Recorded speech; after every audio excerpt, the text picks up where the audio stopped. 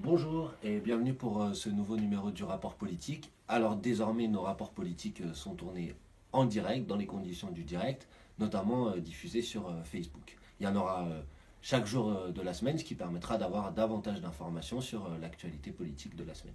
Aujourd'hui, ce rapport politique est consacré au traité d'Aix-la-Chapelle que le président de la République Emmanuel Macron a signé ce matin avec la chancelière allemande Angela Merkel.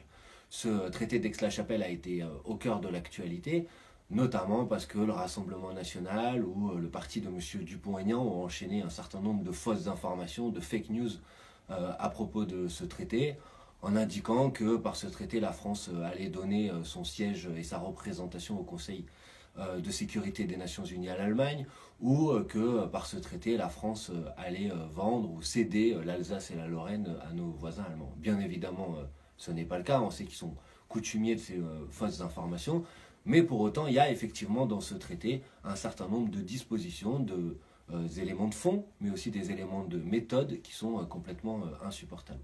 D'abord la méthode, donc, parce qu'au moment où le président de la République se targue d'organiser dans notre pays un grand débat sur toutes les questions de politique nationale, la fiscalité, le partage de la richesse, la démocratie, dans le même moment, l'Europe bien sûr, dans le même moment, il a discuté en catimini, en secret, dans le dos des Français, un traité avec notre voisin allemand. Ce traité, aucun citoyen, aucune citoyenne n'en a été informé avant sa signature, et même nos représentants à l'Assemblée nationale, les parlementaires, n'ont pas été informés du texte de ce traité. La méthode est donc bien sûr insupportable. Je rappelle que la France insoumise indique dans son programme que pour nous, aucun nouveau traité ne pourrait être signé aujourd'hui sans une ratification par référendum du peuple français.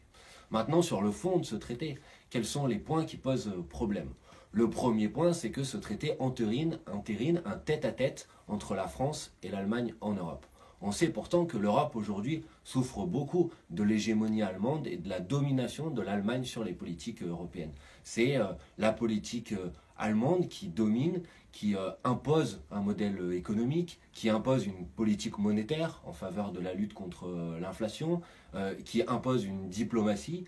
Or, si la France veut effectivement changer en profondeur le cours de la construction européenne, elle doit sortir du tête-à-tête avec l'Allemagne et faire intervenir d'autres acteurs, notamment les pays du Sud, qui seraient plus favorables à une autre construction européenne qui mettrait par exemple au cœur la question sociale, la défense des services publics, la prise en compte de l'impératif écologique. Or, en signant ce traité, le président de la République entérine une nouvelle fois le tête-à-tête avec l'Allemagne. C'est le premier point. Le deuxième point de fond qui pose problème, c'est que ce document fait une référence explicite à inscrire l'Europe de la défense dans le cadre de l'OTAN, donc dans le cadre d'une diplomatie américaine. Ce traité d'Aix-la-Chapelle, il vient compléter un traité qui est le traité de l'Élysée qui avait été signé par le général de Gaulle. Et à l'époque, le général de Gaulle avait volontairement et avait fait pression pour qu'aucune mention de l'OTAN ne figure dans ce traité.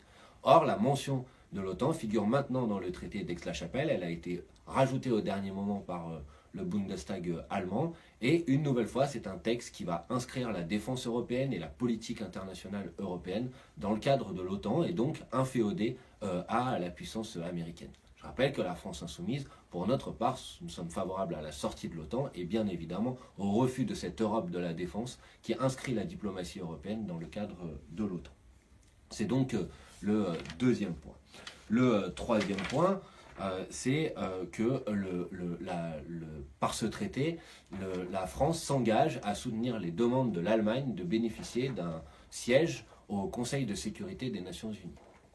Alors, il ne s'agit pas de donner le siège de la France, mais il s'agit de soutenir les demandes de l'Allemagne de figurer au Conseil de sécurité des Nations Unies. On pourrait dire pourquoi pas, mais si l'Allemagne doit figurer au Conseil de sécurité des Nations Unies, pourquoi pas l'Inde, deuxième pays dans le monde par sa population, pourquoi pas l'Indonésie, quatrième pays dans le monde par sa population, pourquoi pas un pays d'Afrique ou un pays d'Amérique du Sud qui sont aujourd'hui des continents qui ne sont pas représentés au sein du Conseil de sécurité des Nations Unies.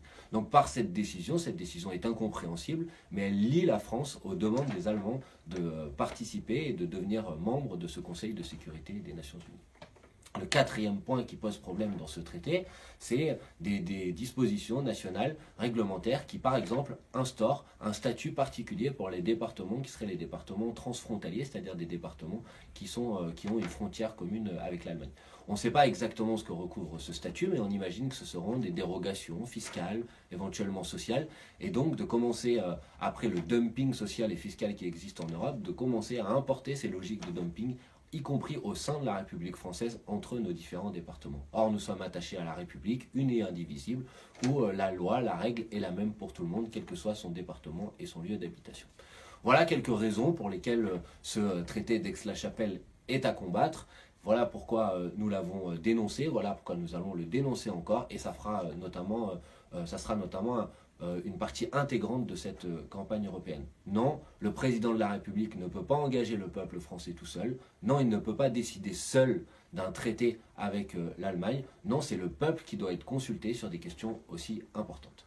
Voilà, c'est tout pour cette semaine. On se retrouve la semaine prochaine pour un nouveau rapport politique en ce qui me concerne, mais dès demain avec d'autres oratrices et orateurs qui vous parleront d'un sujet de l'actualité. D'ici là, bonne soirée et à la prochaine. Bye bye.